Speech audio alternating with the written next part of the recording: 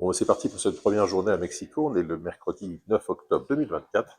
Il est 6h30 du matin parce que 8 heures de décalage entre la France et le Mexique. Donc pour moi, il est 14h30.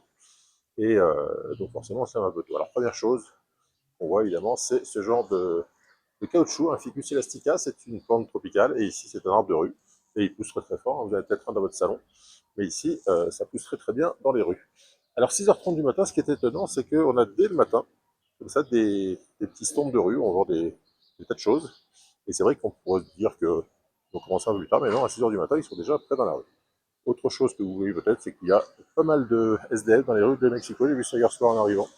C'est une ville où on trouve quasiment des SDF, pas à tous les coins de rue, mais on en trouve quand même pas mal.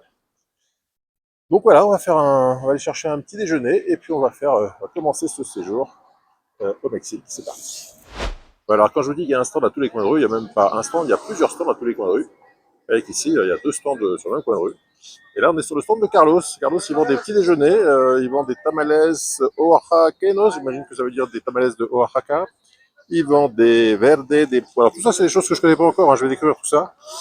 Il vend du café, des choses qu'on mange le matin ici, pour 16 ou 18 pesos en fonction de la taille du café. Donc ça veut dire que pour moins d'1 euro, on peut avoir un petit déj avec des choses que je vais découvrir en pas longtemps. Voilà, donc Carlos est courageux puisqu'il est là dès 6h du matin. Alors au menu, on a de l'atolé, c'est-à-dire c'est de la farine de maïs avec de l'eau et du cacao. Et ici, un tamalé, c'est aussi de la farine de maïs nixtamalisée avec de la viande. Donc, voilà un petit déjeuner purement mexicain, on va dire.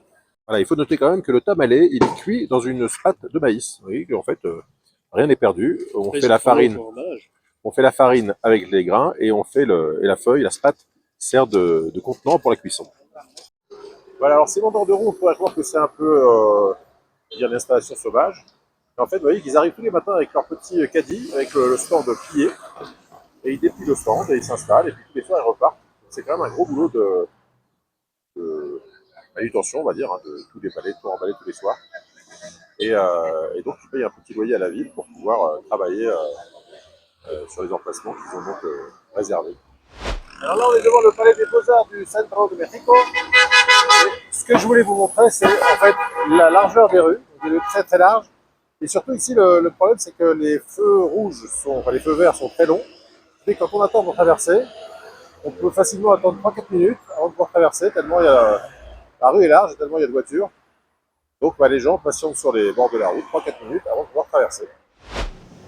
Alors les premières impressions sur Mexico City, c'est une très grande ville. Mexico City, c'est 14 fois Paris. Alors évidemment, il y a des quartiers très jolis et des quartiers un peu moins jolis.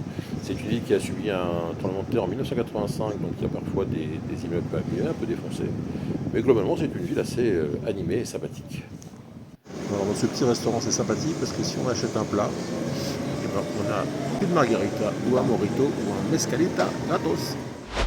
Voilà, alors on va déjeuner avec une petite enchilada salsa verde. Donc qu'on a dit, c'est une feuille de, C'est une tortilla, galette de maïs, voilà, qu'on voit avec là, du fromage dedans. avec du fromage. Donc ça, c'est l'enchilada au fromage. Et alors sur le fromage, on rajoute du fromage et puis on met un peu de crème Et de la sauce. et la salsa verde qui est faite avec des physalis philadelphicas, c'est pas facile à dire, qui est la sauce typique locale. Hein.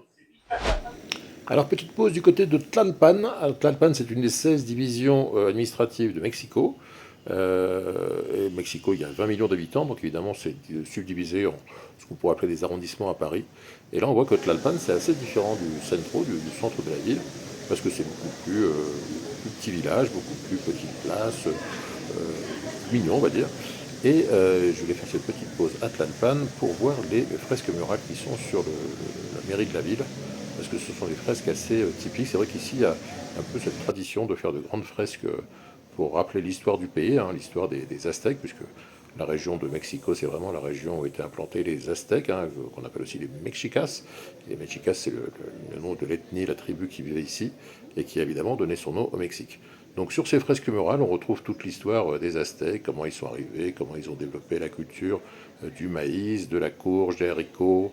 On voit aussi ensuite l'arrivée des conquistadors. Enfin, on voit toutes les pyramides qu'ils ont construites pour leurs différents dieux. Bref, ces fresques servent à rappeler l'histoire du pays. Et alors c'est un style assez particulier, hein, c'est un style on va dire, mésoaméricains. Et c'est vrai qu'on retrouve toujours ces rappels aux aliments qu'ils mangent, c'est-à-dire le maïs, la courge, les haricots, qui sont très présents dans l'illustration des différentes choses qu'on peut voir ici. Alors direction le musée du maïs qu'on trouve ici dans le sud de Mexico. Et sur la route, on peut voir des choses assez étonnantes puisqu'on voit c'est pas des toits végétalisés, ce sont des poteaux végétalisés. C'est-à-dire sur l'autoroute, plutôt que de laisser de gros poteaux en béton pas très jolis apparaître, eh ben, ils ont décidé de mettre de la végétation sur les poteaux. Et du coup, c'est assez sympa puisqu'on a ce genre de plantes qui viennent égayer un peu la route quand on est sur l'autoroute.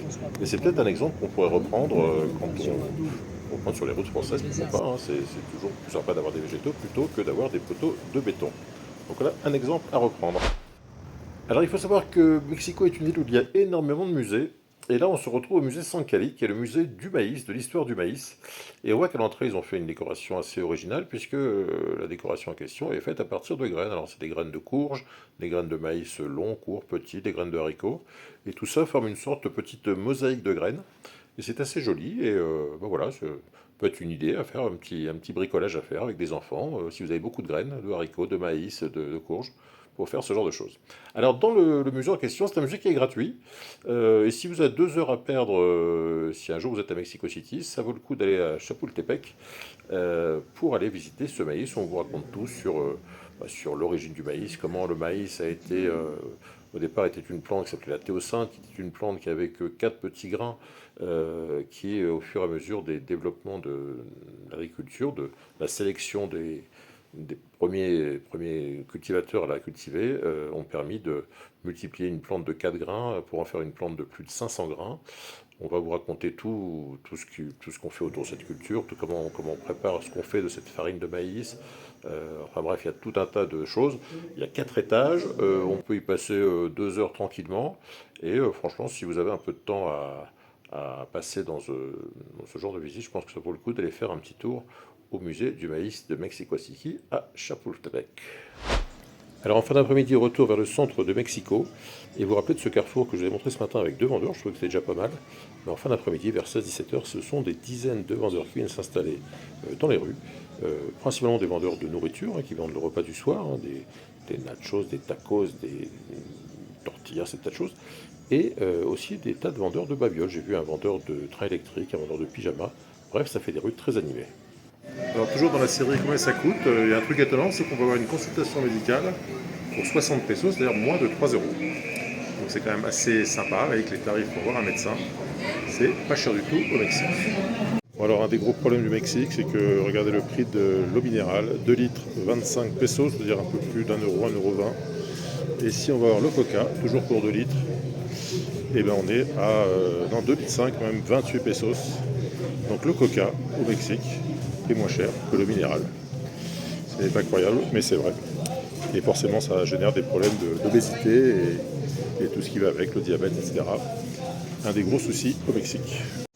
Alors quand je vous disais qu'il y a des vendeurs de rue partout, il y en a vraiment partout. Vous voyez que là on est à la sortie du supermarché dans lequel j'étais. Et ben, à la sortie du supermarché, il y a des tas de vendeurs qui vendent exactement la même chose qu'on trouve dans le supermarché, mais beaucoup moins cher. Alors vous vous rappelez que ce matin je vous disais que les carrefours étaient difficiles à traverser. Alors le soir c'est encore pire puisqu'il y a beaucoup plus de voitures et donc les gens patientent vraiment 3-4 minutes tranquillement sur le bord du trottoir en attendant que le trafic soit un petit peu ralenti par les feux rouges mais qui sont beaucoup plus rares que les feux verts. Du coup les gens patientent mais comme il y a des tas de marchands qui sont sur les trottoirs, ça permet aux gens de s'occuper un peu, de regarder ce qu'il y a éventuellement à acheter en attendant que tout ce trafic circule sur ces routes hyper chargées. Alors pour le dîner de ce soir, ça sera dans un restaurant du centre de Mexico, avec toujours ces fresques qu'on trouve un peu partout, hein, toujours des dessins qui rappellent l'histoire du pays, et puis un joli restaurant avec un plat que je vais pouvoir déguster, que j'avais envie de déguster depuis longtemps. Ce sont des feuilles de figuier de Barbarie qu'on va donc déguster. Regardez, c'est assez étonnant. Et voilà, donc nous avons de l'avocat, de la tomate, et si on soulève un peu, nous avons ces petits bouts de feuilles de figuier de Barbarie. Et alors ça a un goût qui ressemble un petit peu pour de haricots verts un peu craquant. C'est pas mauvais, c'est pas excellent non plus, mais disons que c'est étonnant de manger des feuilles de cactus dans un restaurant un peu chic du centre de Mexico. Alors au rayon des curiosités gastronomiques, voilà un dulce des calabazas qui veut dire une sorte de courge confite. C'est de la courge de Siam mélangée avec un sirop de sucre et de la mélasse de sucre. Et ça donne un truc qui est pas mal, hein. Ça fait une sorte de confiture assez bonne. Bon, c'est très sucré, mais ça peut être une utilisation intéressante des courges. Avec les courges, on en fait souvent des confitures. Il y a de la courge à confiture, de la pastèque en confiture qui peut être faire des courges. Mais là, ça fait un dessert assez intéressant avec des courges et donc du sucre et un sirop.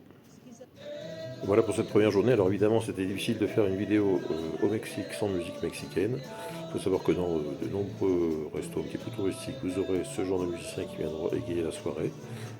Alors là, c'est une belle formation. Ça peut être un ou deux musiciens. Là, on a une belle formation.